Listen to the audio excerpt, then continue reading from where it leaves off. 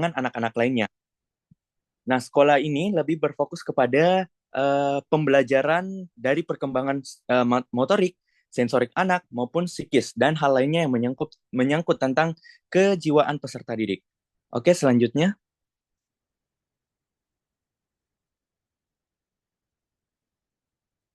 eh, Boleh selanjutnya Kak Fauzia? Ya, oke. Yang selanjutnya adalah konsep pendidikan seni untuk penyembuhan. Nah, eh, dalam boleh slide sebelumnya.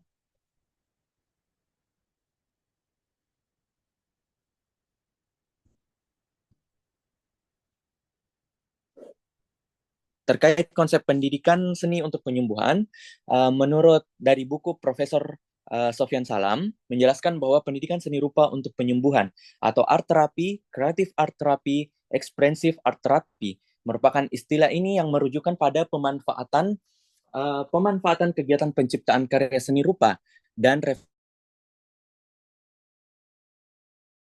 refleksi terhadap proses untuk tujuan meningkatkan kesadaran diri, menghilangkan gejala traumatik dan stres, serta meningkatkan kemampuan kognitif seseorang. Nah, eh, penyembuhan eh, pendidikan seni untuk penyembuhan mengacu pada penggunaan aktivitas seni seperti menggambar, melukis, musik, tari, ataupun seni rupa lainnya. Nah, sebagai alat untuk mendukung proses penyembuhan psikologis dan emosional, berbeda dengan seni pada umumnya yang berfokus pada penciptaan karya seni sebagai produk akhir, seni terapi lebih menekankan pada proses kreatif dan ekspresi diri yang dapat membantu individu memahami dan mengatasi perasaan serta pengalaman mereka. Nah, beberapa konsep utama pendidikan seni untuk penyembuhan meliputi tiga aspek. Yang pertama adalah ekspresi diri, yakni seni memungkinkan individu untuk mengekspresikan perasaan, emosional, dan pikiran yang sulit diungkapkan dengan kata-kata. Dalam banyak kasus, proses penciptaan seni membantu seseorang merasakan pemulihan dan pemahaman diri yang lebih baik. Karena seperti kita ketahui bahwa seni adalah ekspresi atau ungkapan jiwa manusia. Nah, oleh karena itu, seni itu bisa menjadi sebuah wadah mengekspresikan diri. Yang kedua adalah kreativitas sebagai proses penyembuhan. Nah, aktivitas seni memberikan kesempatan bagi individu untuk melibatkan diri dalam kegiatan yang memotivasi dan merangsang imajinasi. Proses ini dapat memunculkan rasa kontrol, pencapaian, dan rasa terhubung dengan diri sendiri. Dan yang terakhir adalah penyembuhan melalui refleksi. Nah, seni terapi ini juga melibatkan refleksi diri terhadap karya seni yang telah dibuat, yang dapat membuka sebuah wawasan baru mengenai perasaan dan pengalaman dialami oleh individu eh, indiv- yang dialami oleh suatu individu tersebut. Oke, selanjutnya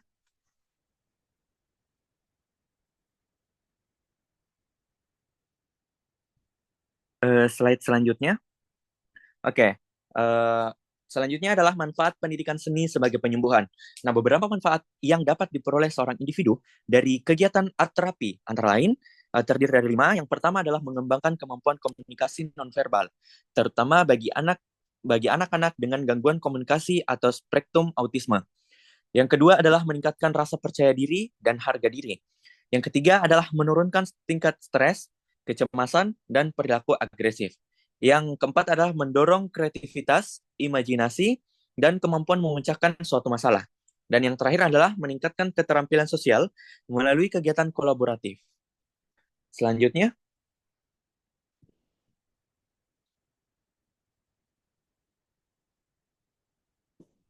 selanjutnya adalah fokus dan sasaran pendidikan seni untuk penyembuhan.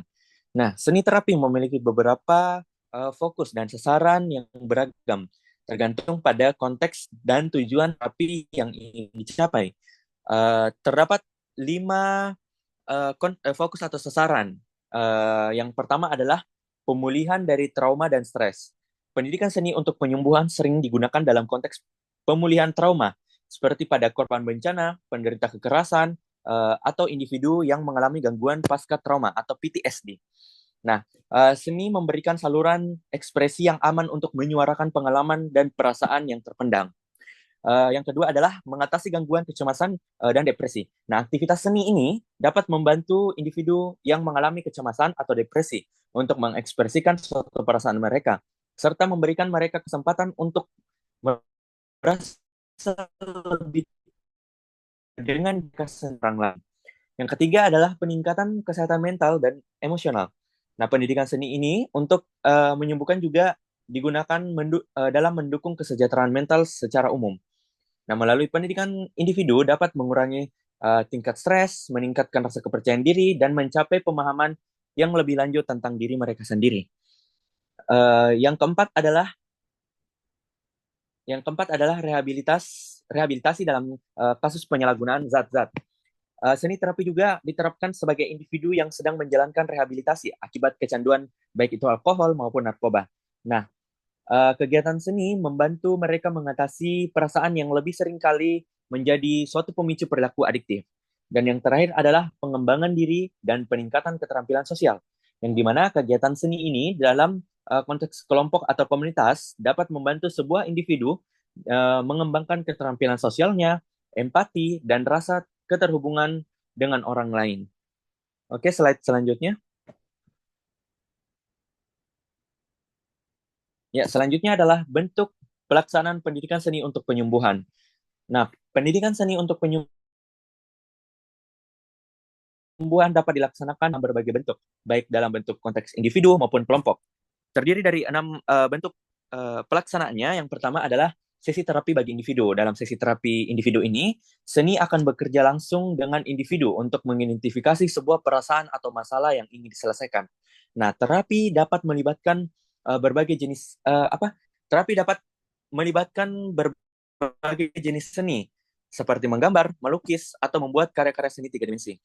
Terapis akan memfasilitasi proses kreatif sambil memberikan ruang bagi individu untuk mengeksplorasi dan memahami perasaan mereka.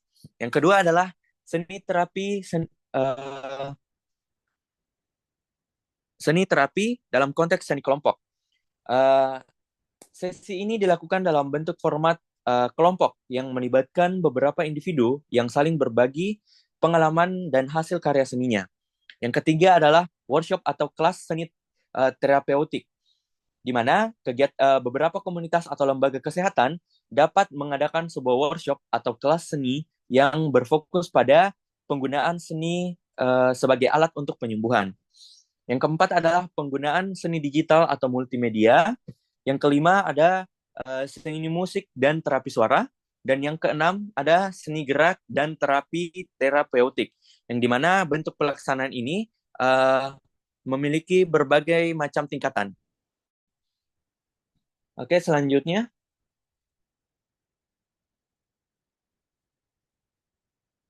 Slide selanjutnya.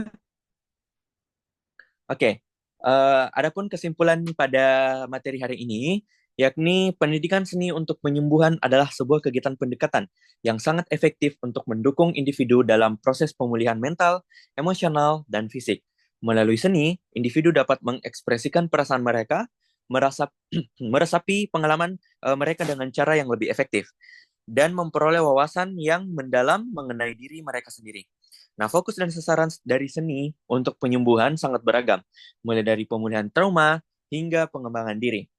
Pelaksanaan pendidikan seni untuk penyembuhan dapat dilakukan dalam berbagai bentuk, baik secara individu maupun kelompok, dan dapat mencakup berbagai media seni seperti seni rupa, tari, musik, ataupun seni digital.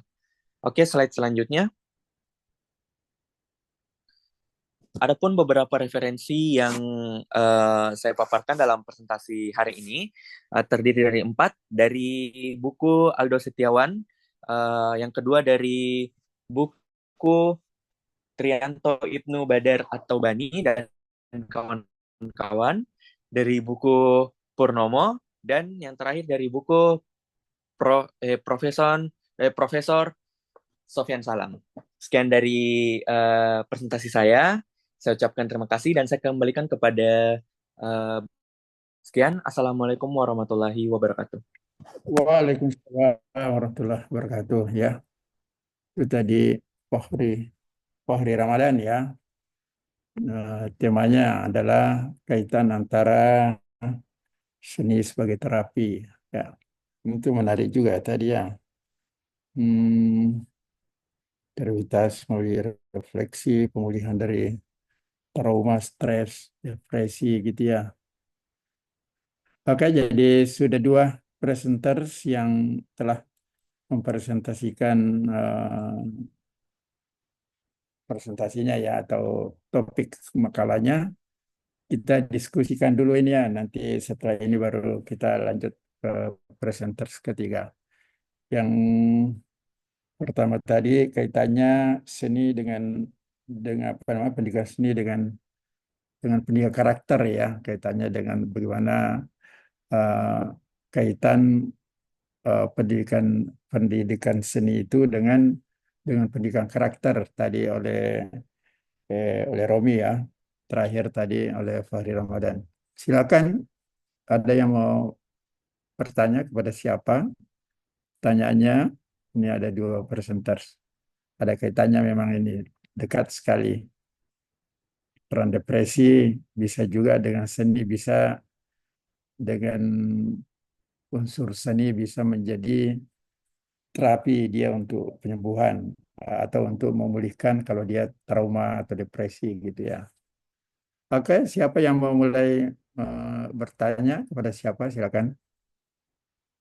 Bebas saja kepada dua presenter tadi, ke Romi, kepada Fahri Ramadan. Ayo siapa mulai? Ini yang hadir di laptop saya 24 orang ya lumayan lah. Hmm, Walaupun daftarnya 31 ya, sudah di layarnya sudah 24, 25 dan saya. Oke, siapa mulai ya? Ada? Ini ya, jadi eh, ini memang saya mulainya bahwa pendidikan seni itu ya termasuk juga sebetulnya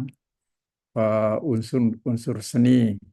Unsur seni itu atau elemen seni ada namanya warna, bentuk, garis dan sebagainya. Kita bicara dulu tentang warna. Itu kita jarang melihat ada warna rumah sakit hitam ya, dicat hitam ya. Itu terapinya. Kenapa warnanya mayoritas putih atau krem-krem ya ya. Tidak ada rumah sakit di dunia ini barangkali ya kalau Anda lihat di mana-mana rumah sakit warna dicat dengan warna cerah gitu ya. Agar perasaannya yang gundah gulana, mungkin sedih dan sebagainya biar pulih gitu ya menjadi terang benderang gitu ya. Nah, itu satu. Yang kedua, memang ada sebuah penelitian katanya ya. Ini mungkin ini terjadinya di luar sana gitu ya, bukan di kita, bahwa ada suatu jembatan ya. Jembatan itu kenapa hampir setiap minggu ada orang depresi di situ, ada orang trauma langsung lompat saja di jembatan itu, lompat ke bawah ya tentu innalillahi wa inna ilaihi rajiun gitu ya. Baik kalau jembatannya tinggi-tinggi 5 meter misalnya, lompat ke bawah langsung air sungainya deras, langsung hanyut ya tentu bisa diprediksi bahwa beberapa saat waktu beberapa jam kemudian bisa ditemukan dalam keadaan tidak bernyawa gitu atau wafat meninggal gitu ya. Ternyata ada ahli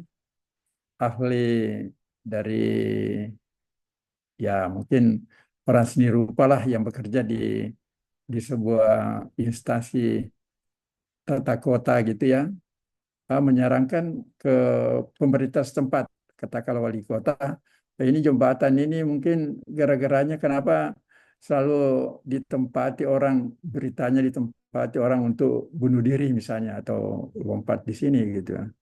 Ternyata eh, jembatan itu dicat dengan warna hitam gitu ya. Hitam itu. Jadi orangnya sudah mulai pikirannya sudah kalut hitam, lihat warnanya lagi jembatannya hitam, ya ikut mendukung, lompatlah dia gitu.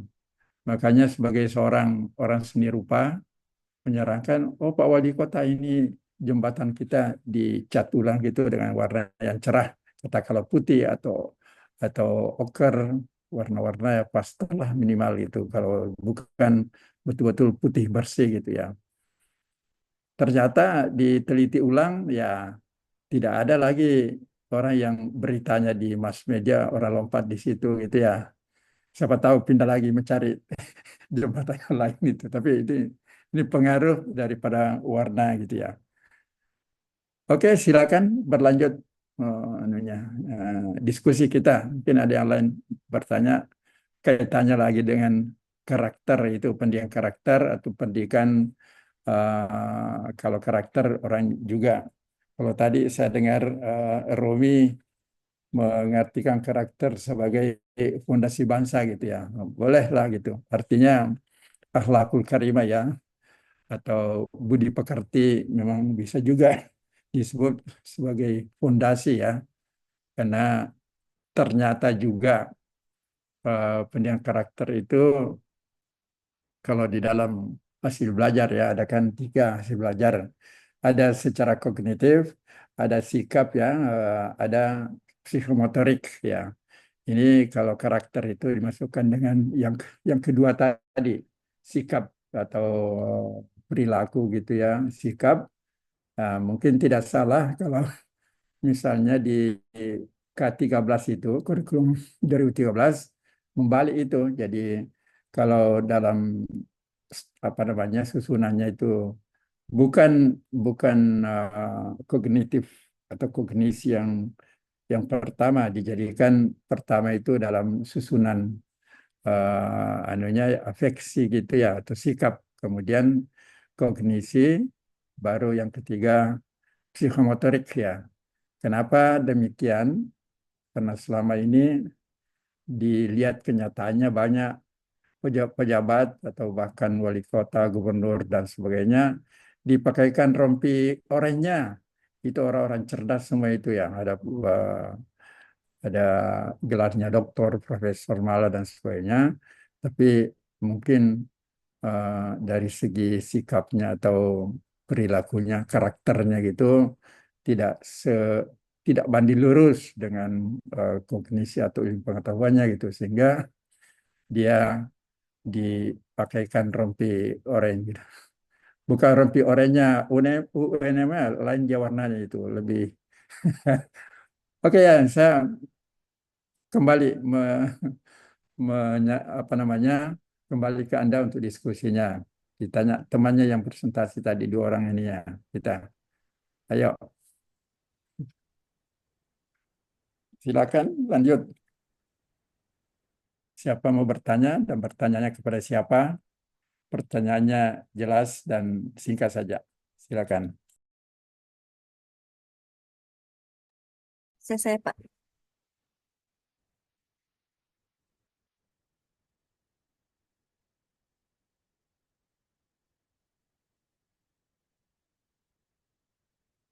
Termute Pak.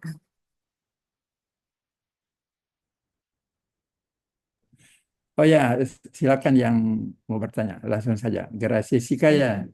Oke. Nurwani Pak. Oh, Nurwani, sorry. Yang mau presentasi nanti ya. Oke. Silakan Nurwani. Ya, baik, terima kasih. Mungkin pertanyaan saya menuju ke Pak Romi. Tadi penerapan karakter ya, materinya yang dibahas. Nah, uh, terkait dengan karakter peserta didik, kita sebagai guru sebenarnya sudah menerapkan karakter, ya. Namun, uh, karakter yang kita inginkan terhadap peserta didik itu masih banyak yang belum sesuai keinginan. Uh, itu biasa disebabkan karena faktor lingkungan. Nah, kira-kira apa hal yang sebaiknya dilakukan kita sebagai seorang pendidik sehingga karakter anak tersebut uh, sesuai dengan apa harapan kita? Adakah trik-trik atau tipsnya? Karena di sekolah kalau misalnya kita survei sekolah, ada juga sekolah yang betul-betul berhasil. Cuman sekarang kan belum ada sharing dengan sekolah-sekolah yang telah berhasil menerapkan karakter tersebut. Nah, kalau Pak Romi, bagaimana? Siapa tahu ada trik-triknya untuk menerapkan karakter sehingga peserta didik bisa uh, sesuai dengan karakter yang kita inginkan seperti itu. Kiranya siapa tahu penjelasan dari Pak Romi bisa saya terapkan di tempat saya. Terima kasih.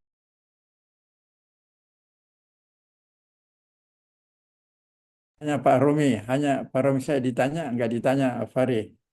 Oh, satu pertanyaannya ya dari Ruania. Oke, silakan lanjut. Boleh langsung dijawab, Pak. Baik, langsung dijawab, Prof. Baik, terima kasih Oke, atas. langsung saya dijawab biar nggak lupa. Oke, Oh, gitu. Baik, langsung. terima kasih atas pertanyaan dari Kak Wani.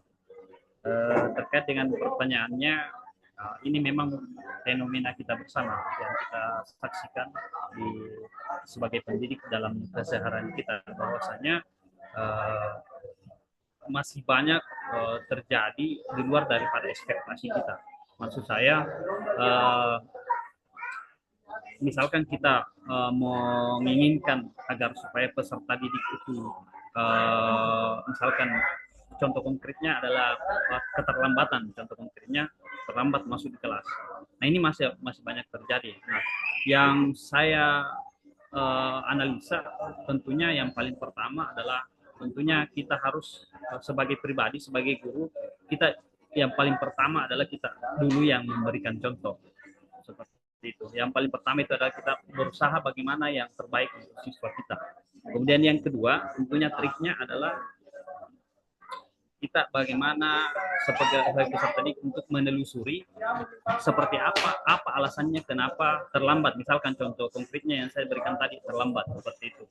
Nah, ternyata ada anak-anak itu terlambat karena memang ada alasan tertentu. Contoh misalkan dia tidak punya kendaraan, dia harus menunggu orang lain yang lewat, kemudian dia numpang di motor tersebut. Nah, ini banyak fenomena terjadi. Namun kalau yang seperti ini masih bisa dibijaksanai, tetapi tetap kita harus lebih lebih objektif, lebih teliti, karena ada juga memang banyak peserta didik yang memang misalkan contoh konkretnya tadi dari segi keterlambatan, ada yang memang karena malas masuk belajar seperti itu. Jadi berarti yang jadi persoalan di sini ketika dia memang jiwanya malas masuk belajar, berarti motivasi belajarnya yang rendah. Nah, kalau dari segi motivasi belajarnya yang rendah, berarti banyak faktor lagi yang mempengaruhi. Apakah dia faktor dari keluarganya, ataukah faktor dari lingkungan sekolahnya, atau faktor dari gurunya. Nah, kalau misalkan faktor dari lingkungan keluarganya, ya tentunya harus dengan orang tuanya untuk mengevaluasi anaknya bagaimana supaya dia lebih meningkatkan motivasi belajarnya. Kalau dari sekolah, ya tentunya sebagai guru lebih improve atau lebih memvariasikan pembelajaran atau lebih melakukan pendekatan persuasif untuk menangani persoalan misalkan sudah menemukan masalahnya. Saya rasa seperti itu, kawan.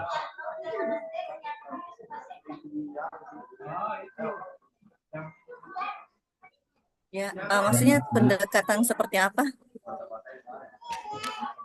Kalau yang saya contohkan tadi, misalkan dari segi kedisiplinan, kalau pendekatannya tentunya mendekati secara pribadi. Misalkan ada salah seorang di antara siswa, tapi memang kita harus kerja keras.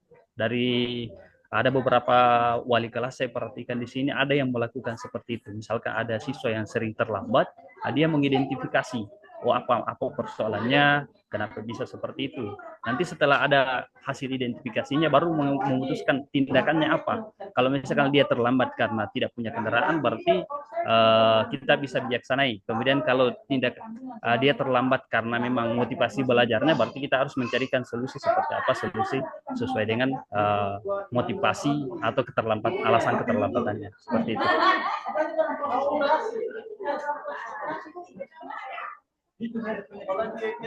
Enggak, nah,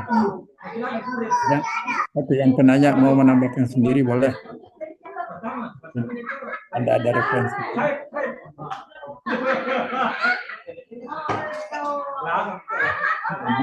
Itu ada suara. Mana Nurwani? Silakan Ya, kawan. Pak. Bagaimana ya? Kalau Silakan. bisa Ya. dulu di-mute suara anunya Pak Romi. Ya. Ya.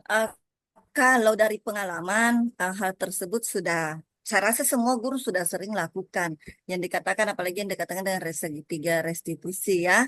Uh, Namun, terkadang hal tersebut itu masih minim, minim untuk merubah karakter. Makanya sampai sekarang terus terang pada saat rapat itu paling sering dibahas ini. Kami masih mencari solusi yang tepat bagaimana bisa merubah karakter anak karena kami telah melakukan pendekatan yang kendala besar sebenarnya dalam sekolah itu kurangnya kerjasama karena di sekolah kan bagaimana keadaan adalah mungkin kayak tidak sepaham gitu. Nah, tapi kalau kita sudah berusaha melakukan semua itu, tapi peserta didik masih seperti yang tidak sesuai kita harapkan. Nah, itu solusinya yang mungkin masih perlu untuk dicari. Nah, kalau solusi yang seperti Pak Romi tadi katakan, mungkin rata-rata guru sudah melakukan. Ya. Ya, mungkin sempat ada penjelasan dari Bapak. Oh ya, gini. Terima kasih. Jadi, ya, oke, makasih Nurwani ya, Alwi. Jadi sebetulnya jawabannya tadi antara yang sudah dijawab oleh Saudara Romi ya. Tapi kalau ini bicara tentang karakter atau moral dan sebagainya, sebetulnya yang paling ampuh itu seorang guru harus memberikan keteladanan gitu ya. Kalau bicara tentang kejujuran, guru harus jujur. Bicara tentang disiplin juga harus disiplin gitu. Nah, masuk jam sekian, tepat jam sekian. Itu paling ampuh untuk memberi apa namanya perubahan tingkah laku kepada anak didik kita gitu ya. Ya, mungkin itu sekedar tambahan saya dari jawaban tadi, sudah Romi gitu ya. Oke ya, mungkin ada yang tanya ke Fahri Ramadan. Ini sudah kebagian pertanyaan Romi. Fahri belum dapat ini. Atau ada tambahan lagi, apa namanya, pendapat lain boleh. Ini tadi menarik juga Fahri itu karena katanya seni rupa sebagai terapi gitu. Walaupun sebetulnya ada memang terapi itu dikasih apa namanya kertas gambar ya. Tentu yang paling tepat sebetulnya kalau bisa betul-betul bisa menggambar gitu. Karena apa? Karena kalau orang bakatnya memang katakanlah anda semua orang seni rupa ya. Kalau Ibu Nurwani bukan dari penjual seni ya, tapi tentu masing-masing punya punya bakat tentang seni gitu ya. Dikasih kertas kosong, dikasih entah ballpoint atau warna-warni dan sebagainya, suruh menggambar, itu di saat dia konsentrasi menggambar, pikirannya sudah nggak kepikir lagi penyakitnya gitu. Kalau ini katakanlah terapi untuk pengobatan ya. Nah, sambil menggambar, apalagi sambil berimajinasi gitu. Kalau orang berimajinasi itu sudah pikirannya plong gitu, bisa ke sana kemari gitu.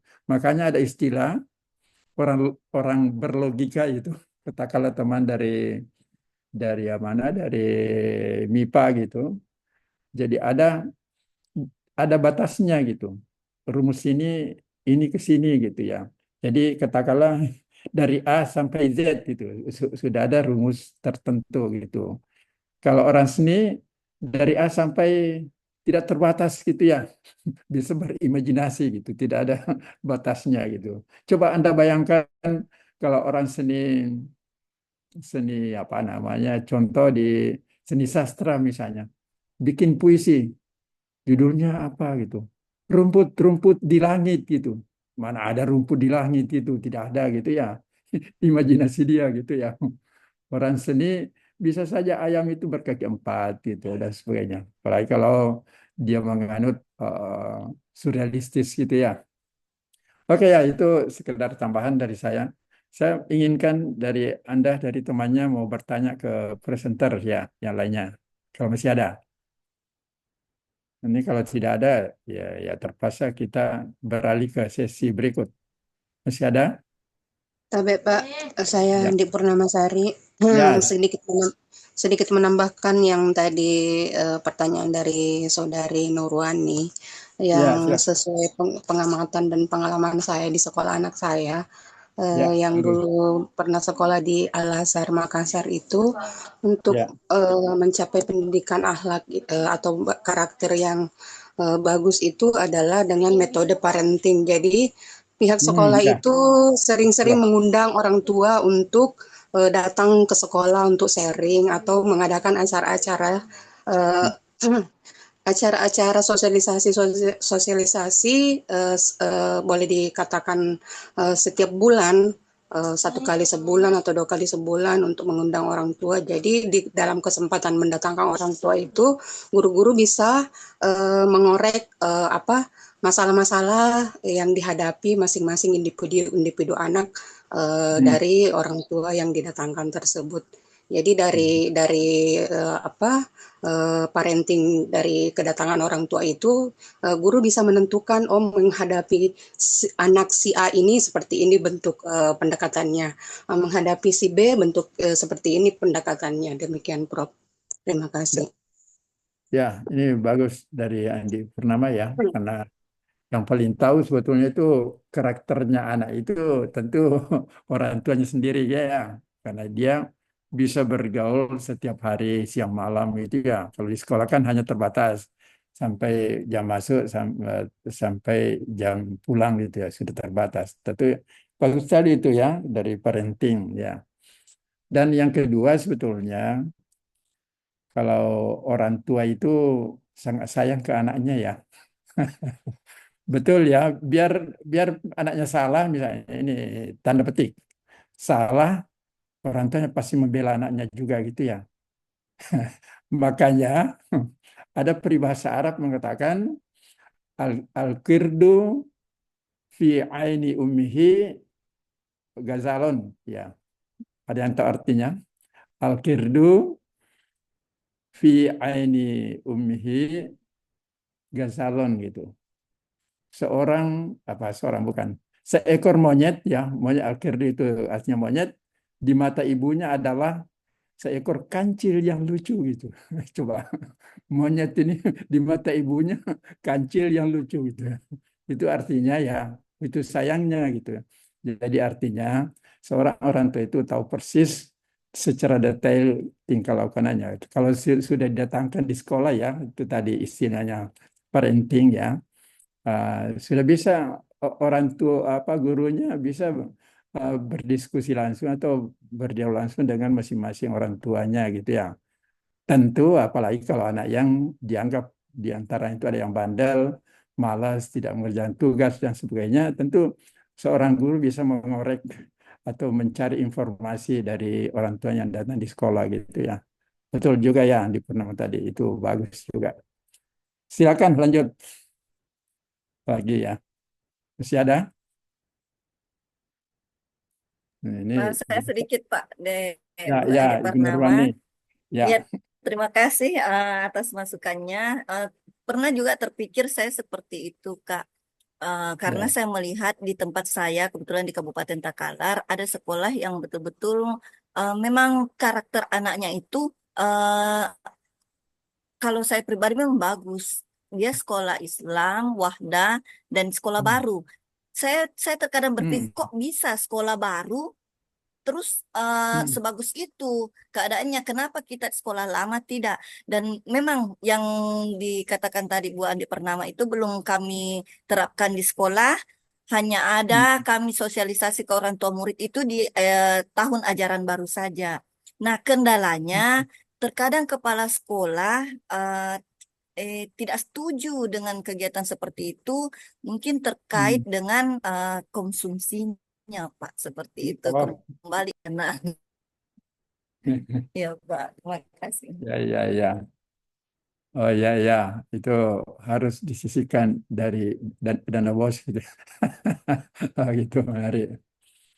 Ya, tapi itu sebagai ilmu juga nggak apa-apa. Anda semua tahu ada seperti itu ya, ada strategi seperti itu untuk mengetahui bagaimana mendidik anak kita untuk menjadi anak yang berakhlakul karimah istilahnya gitu ya, berbudi pekerti yang baik dan sebagainya. Oke ya, saya kira kita untuk sesi pertama sudah kita sampai di sini dulu.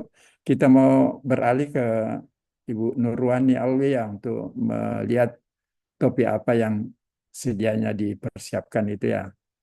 Silakan ya, kita sesi kedua. Terima kasih, kita aplaus kepada dua presenter tadi ya, Pak Romi dengan Fahri Ramadan. Silakan ya, oke. Oke, kita persiapkan Ah, Ibu Nur. Ya, baik, silakan. terima kasih. Mungkin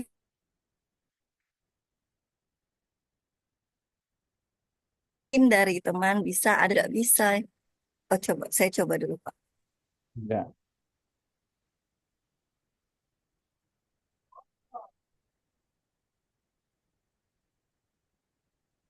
Ini bisa ya? Oh ya, sudah tampil.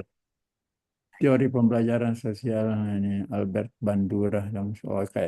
Dalam pendidikan. Ini bisa saya masukkan dalam pendidikan seni. Nah, Hmm. Oke, baik. silakan. Assalamualaikum warahmatullahi wabarakatuh. Terima Waalaikumsalam. kasih atas kesempatan yang diberikan. Yang terhormat Bapak Dr. Abdul Aziz Ahmad dan teman-teman yang saya banggakan. Eh, Nah, terkait materi yang saya bawa hari ini yaitu teori pembelajaran sosial Albert Bandura dalam psikologi pendidikan. Di sini bisa saya masukkan pendidikan seni. Nah, Ya,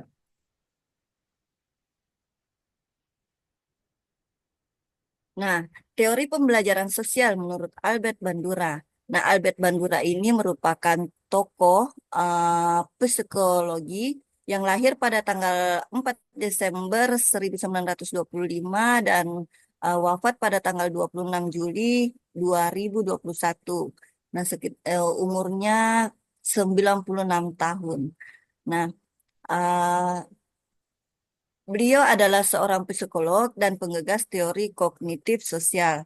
Aspek fenomenal yang berkaitan dengannya adalah eksperimen boneka bobo, yaitu suatu pembelajaran bisa diperoleh dari mencontoh suatu tindakan, modifikasi, inovasi, atau imitasi.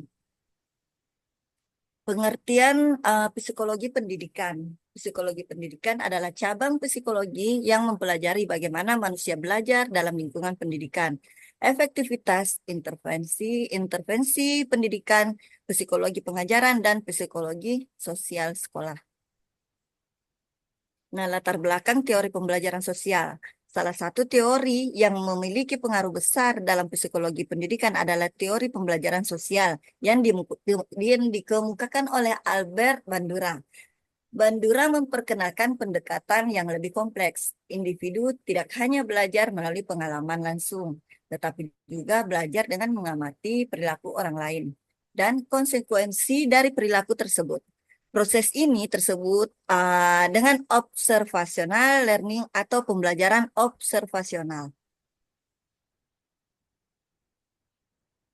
Teori pembelajaran sosial menurut Albert Bandura, teori pembelajaran sosial menyatakan bahwa individu dapat belajar dengan mengamati perilaku orang lain, termaksud konsekuensi dari perilaku tersebut, seperti ganjaran atau hukuman tanpa harus mengalami secara langsung.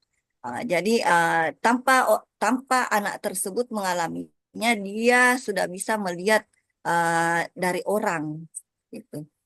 Kemudian menurut Bandura, ada beberapa komponen penting dalam proses pembelajaran sosial. Yang pertama, observational learning, pembelajaran observasional. Proses belajar yang terjadi dengan mengamati dan meniru perilaku orang lain atau model. Individu dapat belajar tanpa mengalami sendiri konsekuensi dari suatu tindakan. Yang kedua, modeling atau permodelan, proses di mana individu atau siswa meniru perilaku orang lain yang dijadikan Model ini bisa berupa orang tua, guru, teman, tokoh publik, bahkan tokoh fiksi.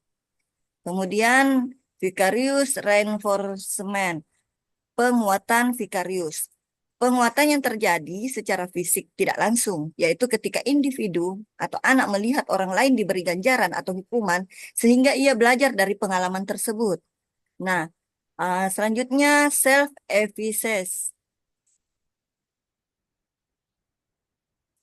Keyakinan individu terhadap kemampuannya untuk berhasil melakukan suatu tugas atau mencapai tujuan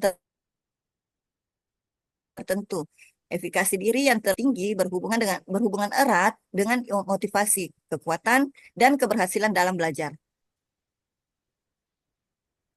Nah, model dalam teori Bandura terbagi menjadi 3. Nah, yang pertama model langsung, orang yang melakukan perilaku langsung. Jadi di sini bisa guru yang melakukan guru yang jadi model. Terus yang kedua model simbolik, tokoh dalam buku model simbolik itu bisa diambil dari buku atau film atau media sosial. Jadi siswa bisa diperlihatkan dengan cara model simbolik melalui buku tersebut.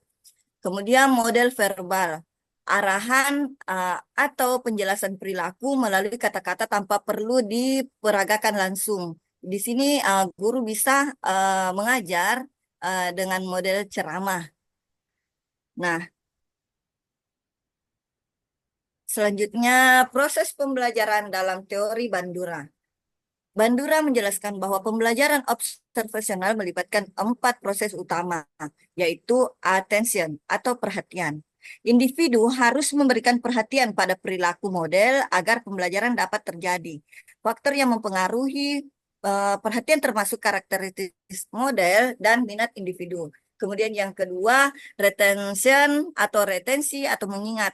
Nah, informasi tentang perilaku yang diamati harus diingat agar bisa ditiru di masa depan. Reproduction atau reproduksi atau pergaulan, mencoba meniru atau melakukan kembali perilaku yang telah diamati. Nah, kemudian motivation atau motivasi, individu harus memiliki dorongan atau alasan untuk melakukan perilaku tersebut. Motivasi bisa berasal dari ganjaran, hukuman, atau nilai-nilai pribadi. Nah, penerapan teori Bandura dalam dunia pendidikan. Guru sebagai model perilaku. Nah, di sini guru adalah modelnya. Dalam teori Bandura, guru memegang peran penting sebagai model yang ditirukan oleh siswa. Siswa tidak hanya belajar materi pelajaran dari guru, tetapi juga belajar dari nilai, sikap, dan perilaku. Jadi di sini guru berperan penting sebagai modal bagaimana beliau memberikan contoh kepada peserta didiknya. Kemudian pembelajaran kooperatif dan teman sebaya sebagai model. Selain guru, teman sebaya juga bisa menjadi contoh pembelajaran yang efektif. Melalui pembelajaran kooperatif, siswa dapat saling belajar melalui pengamatan terhadap perilaku belajar teman-temannya. Misalnya guru memberikan pertanyaan kepada murid, kemudian ada temannya yang menjawab. Nah, dari situ siswa akan tertarik bahwa hal tersebut itu saya juga bisa. Saya juga dapat melakukan yang dilakukan teman saya ketika temannya berhasil menjawab pertanyaan dari guru. Nah, selanjutnya penguatan Vikarlus dalam kelas. Dalam lingkungan kelas, penguatan Vikarlus sering terjadi saat siswa menyaksikan teman sekelas mereka mendapat pujian atau hukuman. Pengalaman tidak langsung ini bisa mempengaruhi perilaku mereka tanpa perlu mengalami langsung konsekuensinya. Jadi dia di sini dia hanya melihat temannya. Uh, di situ dia melihat temannya dan mencontoh temannya. Nah, kalau yang dilakukan temannya itu bagus, apalagi diberikan apresiasi sama guru, di situ dia akan berambisi untuk meniru apa yang telah temannya lakukan.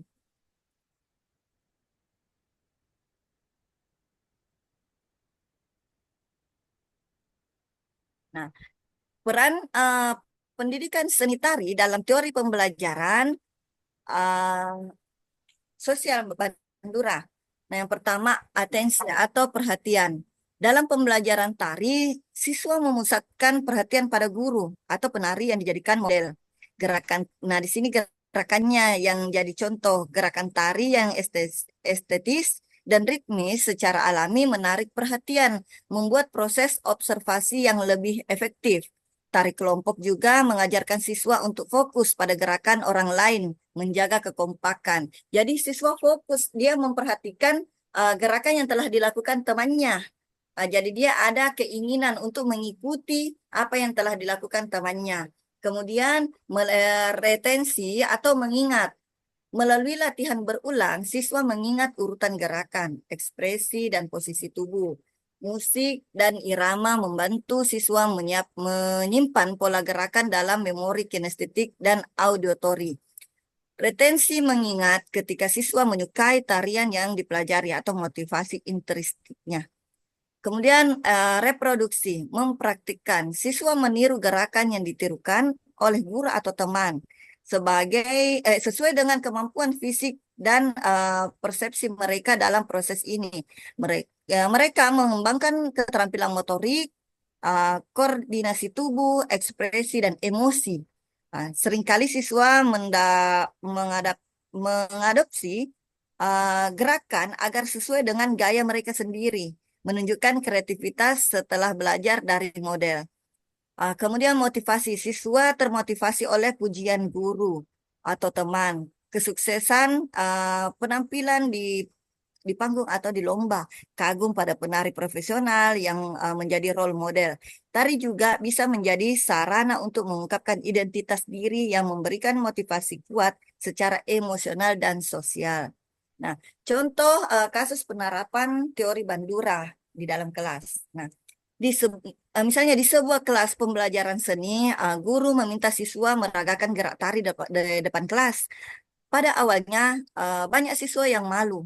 Mereka malu untuk bergerak. Nah,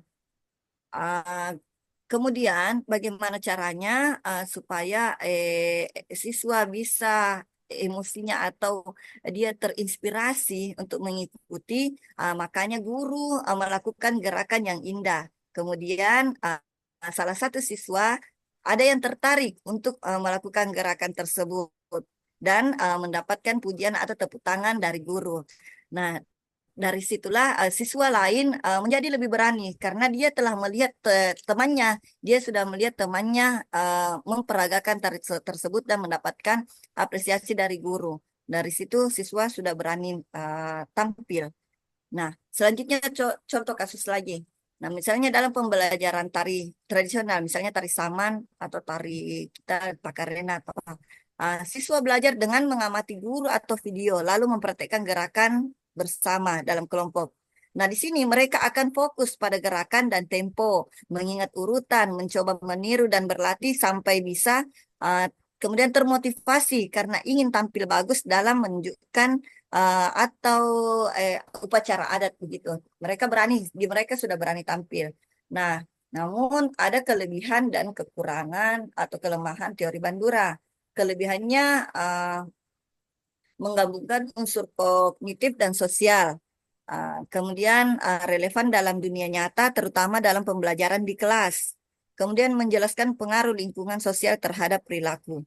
Nah, kemudian kelemahannya sulit mengukur objektivitas variabel kognitif seperti efikasi diri. Terus terlalu menekankan pada observasi dan model sehingga kurang menjelaskan pembelajaran individual tanpa pengaruh sosial. Nah, kesimpulannya, teori pembelajaran sosial Albert Bandura memberikan kontribusi besar dalam pendidikan seni dengan menekankan pentingnya interaksi sosial, observasi, dan permodelan. Pembelajaran tidak hanya bergantung pada pengalaman langsung, tetapi juga pengamatan terhadap perilaku orang lain dan konsekuensinya. Penguatan vikarius, kemudian konsep self-efficacy, efikasi diri, juga mempengaruhi motivasi dan keberhasilan belajar. Penerapan teori ini, pendidikan melibatkan penggunaan model positif, pembelajaran berbasis observasi dan penciptaan lingkungan yang mendukung efikasi diri, menjadikan lebih efektif dan kontekstual. Sekian presentasi saya. Ah, saya mengucapkan terima kasih. Billahi taufiq wal hidayah. Assalamualaikum warahmatullahi wabarakatuh.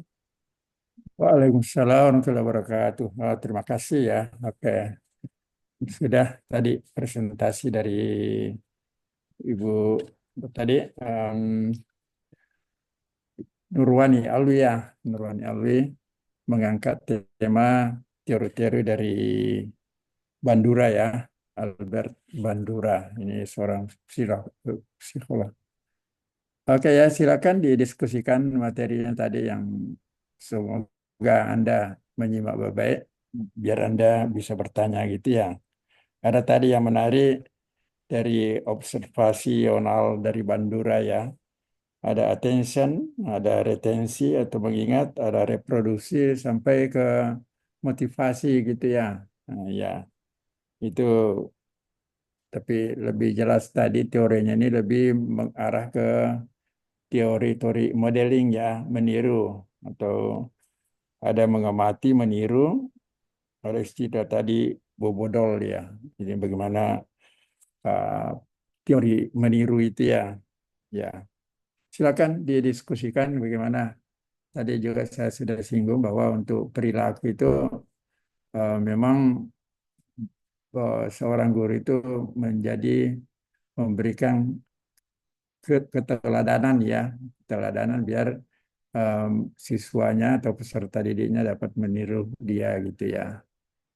Malah sebetulnya ada teman dulu yang di dosen seni rupa di UNJ Jakarta, salah namanya itu di angkatan sebelum saya ya, di ISI Jogja juga, alumni ISI, dia diangkat jadi dosen di UNJ, dosen seni rupa di UNJ Jakarta. Dia itu nggak salah dulu lukisannya ala-ala mengangkat dari kesenian dari Baduy gitu ya, Baduy, ya, Baduy. Kesalahan banyak Ahmad Sofandi Hasan. Dia itu sampai-sampai siswanya, anunya mahasiswanya yang seni rupa banyak meniru karyanya gitu ya. Jadi bukan cuma orangnya yang ditiru perilakunya, tapi karyanya sampai karya seni rupanya gitu ya. Kalau seperti orangnya ya, kalau kita melihat contohnya di seni seni musik atau seni tasik ya seni musik banyak tuh banyak yang banyak sekali yang meniru gayanya suaranya Rhoma Irama ya. Wah, rambutnya juga di begitu ya sampai pakaiannya ala rock and roll gitu seperti Rhoma Irama gitu. Malah suaranya juga memang sangat mirip Rhoma Irama gitu ya. Itu dalam kesedihan ada ya teori-teori yang disampaikan tadi Ibu Nurwani ya, teorinya Bandura, Albert Bandura. Silakan didiskusikan untuk selanjutnya. Silakan. Jika ada penanya satu atau dua orang ke Ibu Nurwani, silakan. Izin saya, Pak. Ya, Wanda, siapa? Siapa bertanya? Iya, Wanda, Pak. Oh, Wanda, Sahriana. Silakan, Wanda.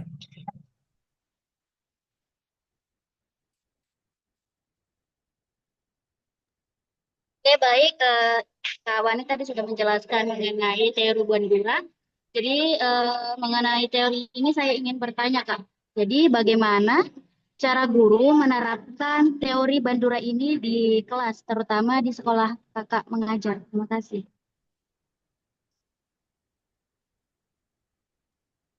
Baik, bisa saya langsung, Pak.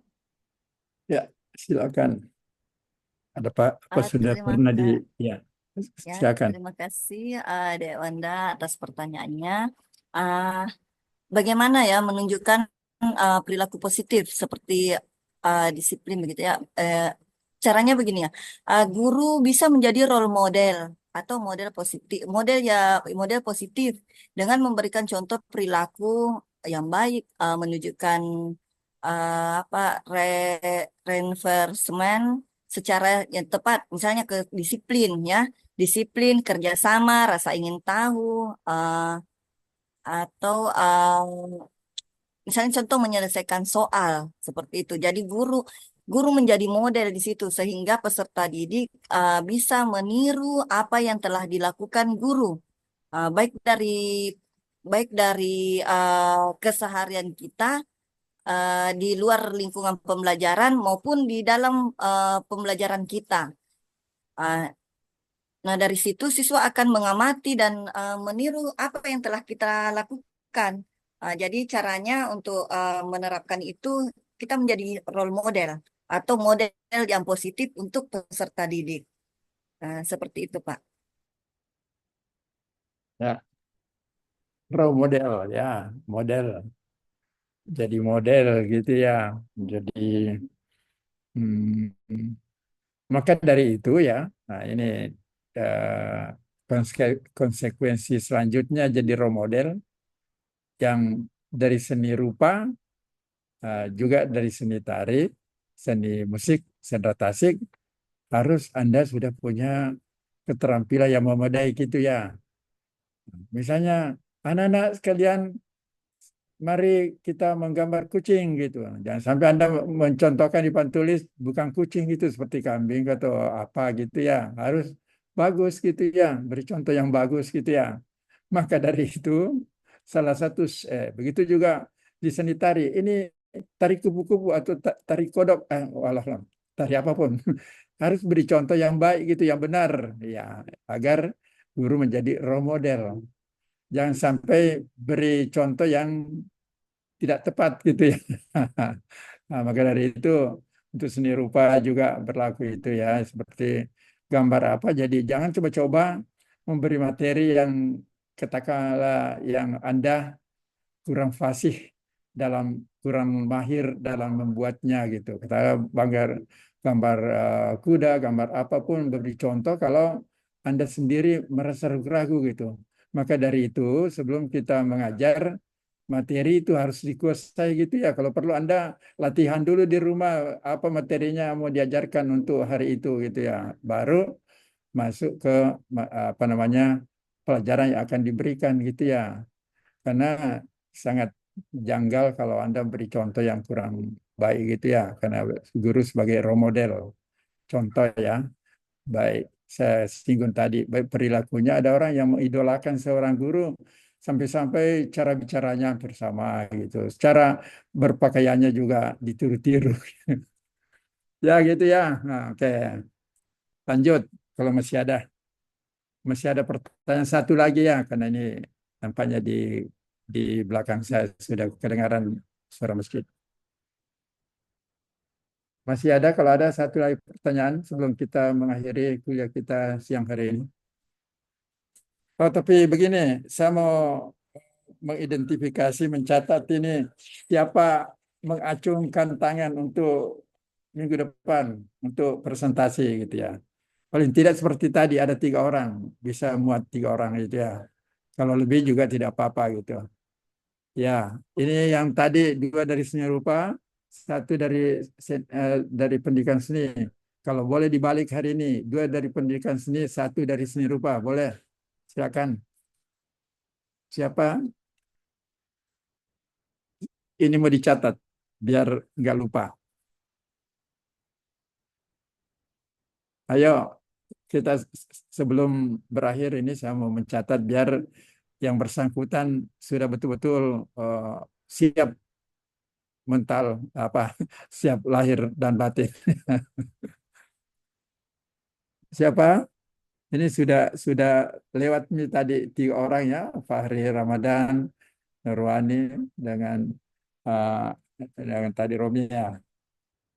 Nah, sudah lewat itu, jadi sudah 50% sudah lewat beban tugasnya gitu ya. Tinggal menyempurnakan saja. Mungkin makalahnya ya jangan terlalu panjang juga, mungkin 5 halaman sudah cukup. Terus dirapikan lagi kalau memang mau dirapikan PowerPoint-nya tadi, itu nanti menjadi tugas akhir untuk kami nilai gitu ya. Jadi persiapkan sekarang. Seperti tadi juga bagus ya, saya presentasi tadi um, harusnya disebutkan sumbernya tadi ya, ada tadi dari Fahri Ramadan barangkali ya. Ada namanya Prof. Sofyan, saya lihat tadi dan sebagainya. Ini apakah mau ditunjuk saja nanti atau mau sukarela mengacungkan tangan seperti minggu lalu 3 orang langsung. Ini kita mau catat sebelum berakhir kuliah. Apa yang tampil namanya kita catat saja. Andi Purnama, gimana? Yang bertanya tadi, siap? Ini masih ada waktu 1 minggu lagi, gitu. Masih lama kok. Bukan besok. Anda bisa menentukan temanya apa gitu ya. Yang penting ada kaitannya dengan pendidikan seni, biar diskusi kita lebih fokus gitu, lebih istilahnya membumi gitu ya, yang langsung bisa kita aplikasikan. Atau Gracesika Datu, siap? Siap, Pak. Pendidikan seni ya. Nah, kita catat. Ini Gracesika ya. Oke. Sesika. Datu, apa itu yang Mangontan, Pak. mengundang? Mangontan. Mengontan ya. Sorry. Datu menguntang ya. Oke, ini dari pendidikan seni ya. Nah, sudah 1, ya apalagi nyusul. Andi Purnama tadi dari pendidikan seni atau pendidikan seni rupa? Yang pertanyaan tadi. Pendidikan seni, Pak. Bapak seni, apa sudah bersedia atau siap untuk minggu depan? Jangan sampai sudah ada konsepnya, tinggal merampungkan saja.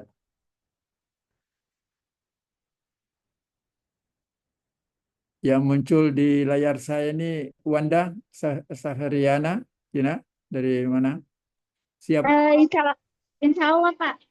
insya Allah. Wanda dari pendidikan seni ya? Ini Pak, pendidikan seni.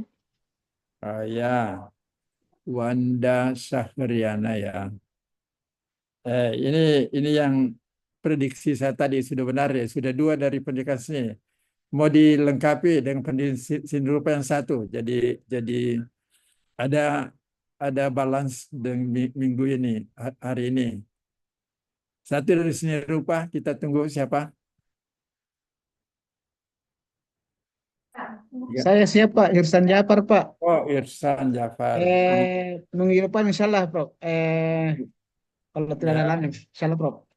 Ya, Irsan Jafar dari pendidikan seni rupa. Ini Irsan Jafar Iya. ini orangnya Ya, Prof. fotografer juga ya, Anda. Oke. Oke ya, kalau Siap. begitu tidak. Kalau saya siap ya, ada 3. Terima kasih ada 3 siap ya. Tapi kalau ada yang menyusul juga tidak apa-apa gitu. Tapi untuk sementara kita catat 3 saja. Seperti hari ini 3 lumayan waktunya ya, bisa muat. Ada yang mau ditanyakan nggak? Tidak ada lagi. Oke, saya kira cukup ya untuk hari ini. Kalau gitu kita berdoa semoga semuanya sehat walafiat ya, sehingga insya Allah kita bisa bertemu pada minggu akan datang, insya Allah pada waktu dan hari yang sama, insya Allah. Sekian, kita akhiri dengan ucapan hamdalah, alhamdulillahirabbil alamin. Sekian, wassalamualaikum warahmatullahi wabarakatuh. Ya. Waalaikumsalam warahmatullahi wabarakatuh. Ya, Terima terima kasih, Pak. kasih semuanya.